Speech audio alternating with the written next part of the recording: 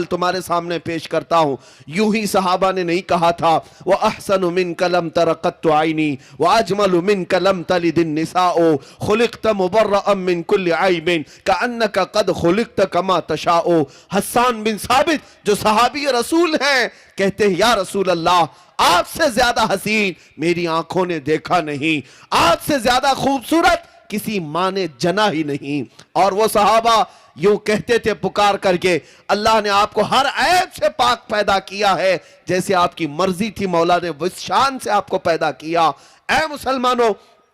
آج جو ہمیں دنیا دھوکہ دے رہی ہے وہ صرف اسی بات پر دے رہی ہے، تمہیں کبھی پیسے کی لالچ، کبھی سیاست کی لالچ، یا پھر خوبصورتی اور حسن و جمال کی لالچ۔ یہ تینوں چیزیں ایک مومن کو کبھی بھی خرید نہیں سکتی اس وقت تک جب تک اس کے سینے میں محبت مصطفیٰ ہو اور اس کی آنکھیں روز تڑپتی ہوں اس بات پر کہ میرے آقا آ جاؤ کہ مدت ہوئی ہے، تیری راہ میں اکھیاں بچھاتے بچھاتے حضور کو دیکھنے کی تڑپ جس کے اندر ہو، اور وہ روز یہ کہہ کر کے سوتا ہو یا رسول اللہ سنا ہے آپ ہر عاشق کے گھر تشریف لاتے ہیں، میرے گھر میں بھی ہو جائے چراغاں یا رسول اللہ۔ جس مومن کی یہ تڑپ ہو کہ میں دیکھوں گا تو مصطفیٰ کے حسن کو دیکھوں گا، میرا یقین یہ ہے پوری دنیا نہ اسے حسن میں مبتلا کر سکتی ہے، نہ مال و دولت سے خرید سکتی ہے، نہ حکومت و سیاست سے اسے بدل سکتی ہے۔ صرف اور صرف شرط یہ ہے اپنی آنکھوں میں تڑپ اور تمنا پیدا کرو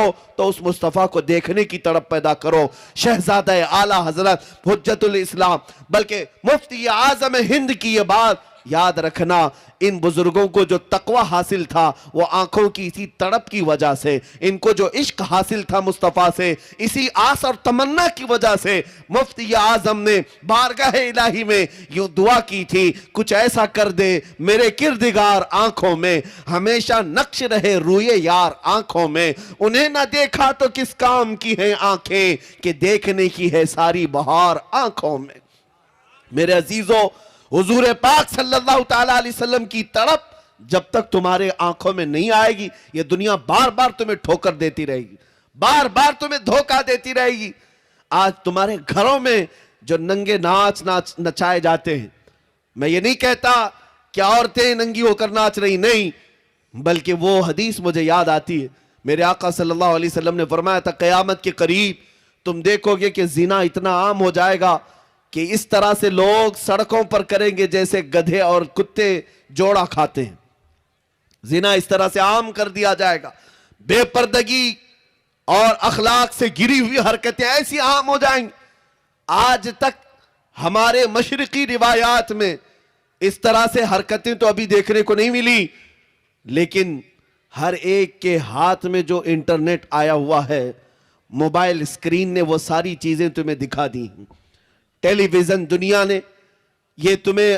اخلاق سے گھری ہوئی زنا کی ننگی تصویریں دکھانا شروع کر دیا ہے۔ مجھے ڈر لگتا ہے ایک دو نہیں سینکڑوں نوجوان بچوں نے صرف اور صرف انہی بے حیا تصویروں پر اپنی زندگی برباد کر دی، کتنوں کی جوانی ختم ہو گئی پتہ ہے آپ کو؟ آج اس ظالم دنیا نے تمہاری آنکھوں کو خریدنے کے لیے سب سے زیادہ اگر آج انٹرنیٹ پر کوئی چیز چلتی ہے تو پورنوگرافی ہے، بے حیائی، ننگی تصویریں، اور اس طرح انداز سے کہ اس کا ایڈکٹ ہو جاتا ہے جوان، جس طرح سے نشہ کا ایڈکٹ ہوتا ہے، بہت سارے نوجوان پورنوگرافی کے ایڈکٹ ہو چکے ہیں۔ مجھے وہ بات بھی یاد آتی، میرے آقا نے فرمایا تھا قیامت کے قریب انگلیوں کے پور سے گناہ کیے جائیں گے۔ میرے آقا نے کیا فرمایا تھا؟ انگلیوں کے پور سے گناہ کیے جائیں گے۔ ہو سکتا ہے اس وقت اس کا تصور بھی نہ ہو کہ انگلیوں کے پور سے کیا کیا جا سکتا ہے، لیکن آج ہر کوئی جانتا ہے۔ یہ ٹچ سکرین آ کر کے اس نے ثابت کر دیا کہ سارے گناہ اس انگلی کے پور سے ہی ہو رہے ہیں،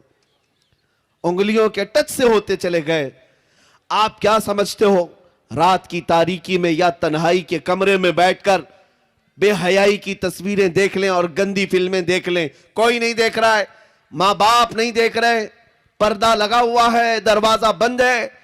ایک بات یاد رکھنا ہے مسلمانوں، تم اپنے نبی کو حاضر و ناظر مانتے ہو، حاضر و ناظر مانتے ہو،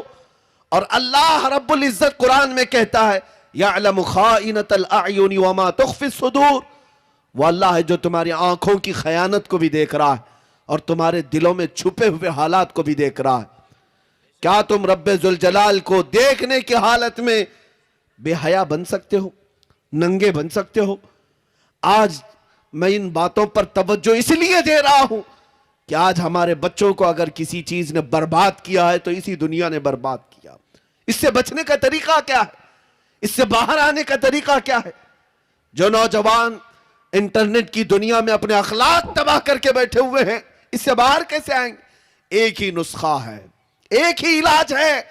इन आंखों को तड़प और तमन्ना दे दो ताजदार मदीना को देखने की। एक बार उस चेहरे पाक को देखने की तड़प पैदा करो। देखना हुजूर को देखने की जो आंखें हैं ना, वो फिर बेहया कभी नहीं हो सकती, वो बेहया नहीं होंगी। मेरे अजीजों, छुपी हुई बातें तो दूर की हैं,